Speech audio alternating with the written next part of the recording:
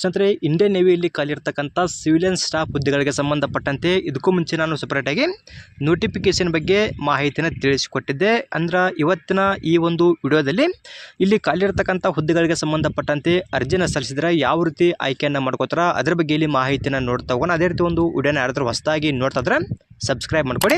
ಇನ್ನು ಇದಕ್ಕೂ ಮುಂಚೆ ಮಾಡಿರ್ತಕ್ಕಂಥ ನೋಟಿಫಿಕೇಷನ್ ವಿಡಿಯೋದಲ್ಲಿ ಇಲ್ಲಿ ಖಾಲಿರ್ತಕ್ಕಂಥ ಹುದ್ದೆಗಳು ಯಾವ ರೀತಿ ಇದಾವೆ, ಎಷ್ಟೆಷ್ಟು ವೇಕೆನ್ಸಿಗಳು ಖಾಲಿ ಇದಾವೆ, ಮತ್ತು ಅರ್ಜಿನ ಸಲ್ಲಿಸೋದಕ್ಕೆ ಯಾವ ರೀತಿ ಕ್ವಾಲಿಫಿಕೇಷನ್ ಆಗಿರಬೇಕು, OA ಮಿತಿ ಒಂದು ಪೇ ಸ್ಕೇಲ್ ಆಗಿರ್ಬೋದು, ಅದರ ಬಗ್ಗೆ ನಿಮಗೆ ಮಾಹಿತಿನ ತಿಳಿಸಿಕೊಟ್ಟಿದ್ದೆ. ಆ ಒಂದು ವಿಡಿಯೋನು ಕೂಡ ಈ ಒಂದು ವಿಡಿಯೋದ ಎಂಡ್ ಸ್ಕ್ರೀನಲ್ಲೇ ಕೊಟ್ಟಿರ್ತೀನಿ. ಯಾರೆಲ್ಲ ಇಲ್ಲಿ ಖಾಲಿರ್ತಕ್ಕಂಥ ಹುದ್ದೆಗಳಿಗೆ ಸಂಬಂಧಪಟ್ಟಂತೆ ಅರ್ಜಿನ ಸಲ್ಲಿಸಬೇಕಂತ ಅನ್ಕೊಂಡಿರ್ತೀರಿ ಆ ಒಂದು ವಿಡಿಯೋದಲ್ಲಿ ಹೇಳ್ತಕ್ಕಂಥ ಮಾಹಿತಿಗಳನ್ನು ಚೆಕ್ ಮಾಡ್ಕೊಂಡು ಎಲಿಜಿಬಲ್ ಆಗಿರ್ತಕ್ಕಂಥ ಪ್ರತಿಯೊಬ್ಬರು ಕೂಡ ಇಲ್ಲಿ ಅರ್ಜಿನ ಸಲ್ಲಿಸ್ಬೋದು. ಇವಾಗ ಡೈರೆಕ್ಟಾಗಿ ನಾವಿಲ್ಲಿ ಯಾವ ರೀತಿ ಆಯ್ಕೆಯನ್ನು ಮಾಡ್ಕೋತಾರ ಅದ್ರ ಬಗ್ಗೆ ಇಲ್ಲಿ ಮಾಹಿತಿಯನ್ನು ನೋಡ್ತಾ ಹೋಗೋಣ. ಒಂದು ಪೋಸ್ಟ್ನ ಆಧಾರದ ಮೇಲೆ ಇಲ್ಲಿ ಕೆಳಗಡೆ ಅವರು ಒಂದು ಆಯ್ಕೆ ವಿಧಾನದ ಬಗ್ಗೆ ಮಾಹಿತಿಯನ್ನು ಕೊಟ್ಟಿರ್ತಾರೆ, ಪೋಸ್ಟ್ ವೈಸ್ ಕೊಟ್ಟಿರ್ತಾರೆ. ಅದ್ರ ಬಗ್ಗೆ ನಾನು ನಿಮಗೆ ಇಲ್ಲಿ ಮಾಹಿತಿಯನ್ನು ತಿಳಿಸ್ಕೊಡ್ತಾ ಹೋಗ್ತೀನಿ. ಇಲ್ಲಿ ಮೊದಲೇದಾಗಿ ಎಕ್ಸಾಮಿನೇಷನ್ ಇರುತ್ತೆ, ಎಷ್ಟೆಷ್ಟು ಕ್ವಶನ್ಸ್ಗಳು ಬರ್ತಾವೆ, ಎಷ್ಟು ಮಾರ್ಕ್ಸಿಗೆ ಎಕ್ಸಾಮನ್ನು ಬರೀಬೇಕು, ಮತ್ತು ಯಾವ ರೀತಿ ಆದಂಥ ಸಬ್ಜೆಕ್ಟ್ಗಳನ್ನ ಕೊಟ್ಟಿದ್ದಾರೆ ಅಂದರೆ ಇಲ್ಲಿ ಜನರಲ್ ಇಂಟೆಲಿಜೆನ್ಸ್ ಇರುತ್ತೆ. ಇಲ್ಲಿ 25 ಕ್ವಶನ್ಸು 25 ಮಾರ್ಕ್ಸು. ಜನರಲ್ ಅವೇರ್ನೆಸ್ ಇರುತ್ತೆ, ಇಲ್ಲಿ ಕೂಡ ಸೇಮ್ ಇರ್ತಾಗಿ 25 ಕ್ವಶನ್ಸು 25 ಮಾರ್ಕ್ಸು. ಕ್ವಾಂಟಿಟೇಟಿವ್ ಆಪ್ಟಿಟ್ಯೂಡ್ ಕೂಡ ಇರುತ್ತೆ, ಇಲ್ಲಿ ಕೂಡ 25 ಕ್ವಶನ್ಸು 25 ಮಾರ್ಕ್ಸು. ನಂತರ ಇಂಗ್ಲೀಷ್ ಲ್ಯಾಂಗ್ವೇಜು ಕೂಡ ಇರುತ್ತೆ, ಇಲ್ಲಿ ಕೂಡ ಸೇಮ್ ಇರ್ತಾಗಿ 25 ಕ್ವಶನ್ಸ್ ಇರ್ತಾವೆ, 25 ಮಾರ್ಕ್ಸಿಗೆ ಎಕ್ಸಾಮನ್ನು ಬರೀಬೇಕಾಗತ್ತೆ. ಟೋಟಲ್ ಆಗಿ 100 ಕ್ವಶನ್ಸ್ ಇರ್ತವೆ, 100 ಮಾರ್ಕ್ಸ್ಗೆ ಎಕ್ಸಾಮನ್ನು ಬರೀಬೇಕು. ಈ ಒಂದು ಎಕ್ಸಾಮನ್ನು ಬರೆಯೋದಕ್ಕೆ ಕಾಲಾವಕಾಶ ಬಂದ್ಬಿಟ್ಟು 90 ನಿಮಿಷ ನಿಮಗೆ ಕಾಲಾವಕಾಶವನ್ನು ಕೊಟ್ಟಿರ್ತಾರೆ. ಇನ್ನೊಂದು ಎಕ್ಸಾಮಿನೇಷನ್ ನೀವು ಇಲ್ಲಿ ಇಂಗ್ಲೀಷ್ ಮತ್ತು ಹಿಂದಿಯಲ್ಲಿ ಮಾತ್ರ ಬರೆಯೋದಕ್ಕೆ ಕಾಲಾವಕಾಶ ಇರುತ್ತೆ, ಅಂದರೆ ಅವಕಾಶವನ್ನು ಕೊಟ್ಟಿರ್ತಾರೆ. ಈ ಒಂದು 2 ಲ್ಯಾಂಗ್ವೇಜಲ್ಲಿ ನಿಮಗೆ ಯಾವ ಒಂದು ಲ್ಯಾಂಗ್ವೇಜ್ ಅಂಡರ್ಸ್ಟ್ಯಾಂಡ್ ಆಗುತ್ತೆ ಆ ಒಂದು ಲ್ಯಾಂಗ್ವೇಜಲ್ಲಿ ಎಕ್ಸಾಮನ್ನು ಬರೀಬೋದಾಗಿರುತ್ತೆ. ಇಲ್ಲಿ ಎಲ್ಲ ಹುದ್ದೆಗಳಿಗೆ ಸಂಬಂಧಪಟ್ಟಂತೆ ಇದೇ ಒಂದು ಸಿಲೆಬಸ್ ಇರುತ್ತೆ. ಅಂದರೆ ನೀವು ಇಲ್ಲಿ ಯಾವ ಒಂದು ಕ್ವಾಲಿಫಿಕೇಷನ್ ಮೇಲೆ ಅಪ್ಲಿಕೇಶನ್ನ ಹಾಕಿರ್ತೀರಿ ಆ ಒಂದು ಕ್ವಾಲಿಫಿಕೇಷನ್ ಲೆವೆಲಲ್ಲಿ ನಿಮಗೆ ಪ್ರಶ್ನೆಗಳು ಬರ್ತಕ್ಕಂಥದ್ದು. ಕರೆಕ್ಟಾಗಿ ಇಲ್ಲಿ ಕೊಟ್ಟಿರ್ತಕ್ಕಂಥ ಸಿಲೆಬಸನ್ನು ಚೆಕ್ ಮಾಡ್ಕೊಳ್ಳಿ. ನೀವು ಇಲ್ಲಿ ಒಂದು ಮೆರಿಟ್ಗೆ ಕ್ವಾಲಿಫೈಡ್ ಆಗೋದಕ್ಕೆ ಎಷ್ಟೆಷ್ಟು ಪರ್ಸೆಂಟೇಜನ್ನು ತೊಗೋಬೇಕಂತ ಕೂಡ ಒಂದು ಕ್ಯಾಟಗರಿ ಆಧಾರದ ಮೇಲೆ ಕೊಟ್ಟಿದ್ದಾರೆ, ಇದನ್ನು ಕೂಡ ನೀವು ಇಲ್ಲಿ ಚೆಕ್ ಮಾಡ್ಬೋದಾಗಿರುತ್ತೆ.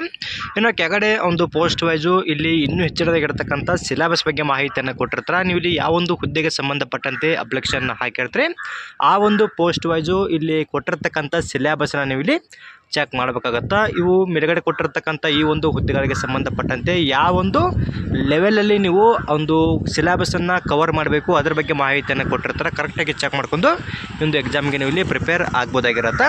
ಇನ್ನು ಈ ಒಂದು ಹುದ್ದೆಗಳಿಗೆ ಸಂಬಂಧಪಟ್ಟಂತೆ ಯಾವ ರೀತಿ ಸಿಲೆಬಸ್ ಇರುತ್ತೋ ಅದರ ಬಗ್ಗೆ ಮಾಹಿತಿಯನ್ನು ಕೊಟ್ಟಿದ್ದಾರೆ. ಇನ್ನು ಇದಾದಮೇಲೆ ಇಲ್ಲಿ ಉಳಿದ ಹುದ್ದೆಗಳಿಗೆ ಸಂಬಂಧಪಟ್ಟಂತೆ ಮಾಹಿತಿಯನ್ನು ನೋಡ್ತಾ ಹೋದರೆ ಇಲ್ಲಿ ಕೂಡ ಅವರು ಫೈರ್ ಇಂಜಿನ್ ಡ್ರೈವರು, ಅದೇ ರೀತಿ ಫೈರ್ಮ್ಯಾನ್ ಆ್ಯಂಡ್ ಸ್ಟೋರ್ ಕೀಪರು, ಅದೇ ರೀತಿ ಇಲ್ಲಿ ಗ್ರೂಪ್ ಸಿ ಹುದ್ದೆಗಳಿಗೆ ಸಂಬಂಧಪಟ್ಟಂಥ ಮಾಹಿತಿಯನ್ನು ಕೊಟ್ಟಿರ್ತಾರೆ. ಮೇನಾಗಿ ಇಲ್ಲಿ ಕೊಟ್ಟಿರ್ತಕ್ಕಂಥ ಹುದ್ದೆಗಳಿಗೆ ಸಂಬಂಧಪಟ್ಟಂತೆ ನೀವೇನಾದರೂ ಅಪ್ಲಿಕೇಶನ್ನ ಹಾಕಿದ್ರೆ ಇಲ್ಲಿ ಕೆಳಗಡೆ ಕೊಟ್ಟಿರ್ತಕ್ಕಂಥ ಈ ಒಂದು ಸಿಲೆಬಸ್ವನ್ನು ಚೆಕ್ ಮಾಡಬೇಕಾಗುತ್ತೆ. ಕರೆಕ್ಟಾಗಿ ಚೆಕ್ ಮಾಡ್ಕೊಂಡು ಎಕ್ಸಾಮ್ಗೆ ನೀವು ಇಲ್ಲಿ ಪ್ರಿಪೇರ್ ಆಗ್ಬೋದಾಗಿರುತ್ತೆ.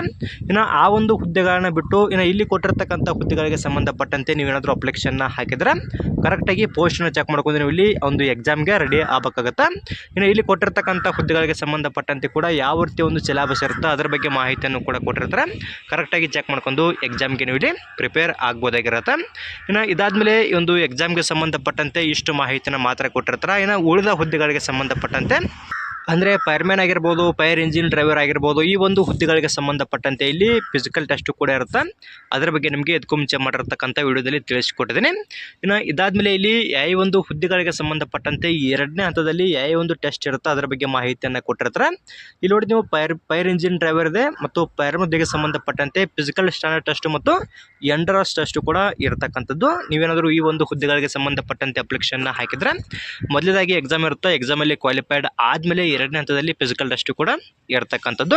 ಇನ್ನು ನೀವೇನಾದರೂ ಸಿವಿಲಿಯನ್ ಮೋಟಾರ್ ಡ್ರೈವರ್ ಹುದ್ದೆಗೆ ಸಂಬಂಧಪಟ್ಟಂತೆ ಅಪ್ಲಿಕೇಶನ್ನ ಹಾಕಿದ್ರೆ ಎಕ್ಸಾಮ್ ಆದಮೇಲೆ ಡೈರೆಕ್ಟಾಗಿ ನಿಮಗೆ ಸ್ಕಿಲ್ ಟೆಸ್ಟ್ ಇರುತ್ತೆ. ನೀವೇನಾದರೂ ಎಕ್ಸಾಮಲ್ಲಿ ಕ್ವಾಲಿಫೈಡ್ ಆಗಿದ್ದರೆ ಕರೆಕ್ಟಾಗಿ ಚೆಕ್ ಮಾಡ್ಕೊಂಡು ಅಪ್ಲಿಕೇಶನ್ನ ಹಾಕಿ. ಇನ್ನು ಇದಾದಮೇಲೆ ಭಂಡಾರಿ ಅಂತ ಕೊಟ್ಟಿರ್ತಾರೆ, ಇದು ಕೂಡ ಒಂದು ಹುದ್ದೆ ಆಗಿರುತ್ತೆ. ಈ ಒಂದು ಹುದ್ದೆಗೆ ಸಂಬಂಧಪಟ್ಟಂತೆ ಕೂಡ ಅಂದರೆ ಎಲ್ಲ ಹುದ್ದೆಗಳಿಗೆ ಸಂಬಂಧಪಟ್ಟಂತೆ ಮೊದಲೇದಾಗಿ ಎಕ್ಸಾಮ್ ಇರುತ್ತೆ, ಎಕ್ಸಾಮಲ್ಲಿ ಕ್ವಾಲಿಫೈಡ್ ಆದಮೇಲೆ ಆ ಒಂದು ಪೋಸ್ಟ್ ವೈಸು 2ನೇ ಹಂತದಲ್ಲಿ ಆಯ್ಕೆಯನ್ನು ಮಾಡ್ಕೋತಾರೆ. ಇಲ್ಲಿ ಈ ಒಂದು ಭಂಡಾರಿ ಹುದ್ದೆಗೆ ಸಂಬಂಧಪಟ್ಟಂತೆ 2ನೇ ಹಂತದಲ್ಲಿ ಸ್ವಿಮ್ಮಿಂಗ್ ಟೆಸ್ಟ್ ಕೂಡ ಇರುತ್ತೆ, ಅದರ ಬಗ್ಗೆಯೂ ಕೂಡ ನೀವು ಇಲ್ಲಿ ಚೆಕ್ ಮಾಡಬೇಕಾಗತ್ತೆ.